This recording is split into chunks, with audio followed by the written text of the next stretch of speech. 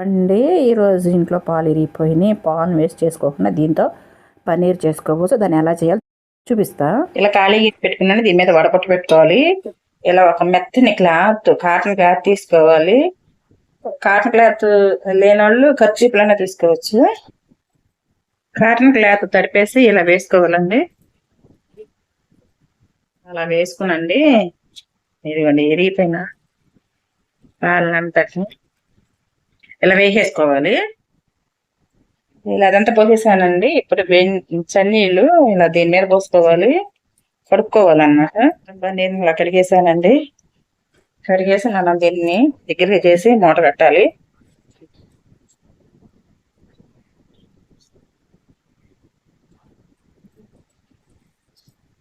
కాలుతుంది. కొంచెం చల్లారినా ఇవ్వచ్చు కానండి, ఎంత ముద్ద అవ్వదు. ఇలా మనం దంచేది ఉంటుంది కదా, అలాంటిది. లేకపోతే రోల్ ఉంటుంది, నా దగ్గర చిన్న రోల్ ఉంది.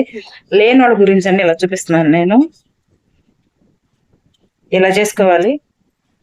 నేను వెయిట్ కోసం రోల్ పెట్టేస్తున్నాను. లేని వాళ్ళు అయితే ఏదైనా వెయిట్ పెట్టుకోవాలి. ప్రెస్ చేసుకుంటే దాంట్లో ఉన్న వాటర్ అంతా వచ్చేస్తుంది. 10 నిమిషాలు వదిలేసానండి ఇలా వెయిట్ పెట్టి. ఇప్పుడు తీసేస్తున్నాను.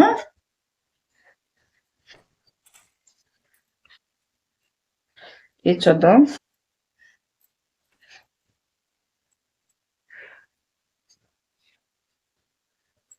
ఇదిగోండి ప్లేట్లో షిఫ్ట్ చేస్తున్నాను. ఇలా చేసిన పన్నీర్ని కర్రీగా వాడుకోవచ్చు. రోటీ పన్నీర్ రోటీ చేసుకోవచ్చు అండి.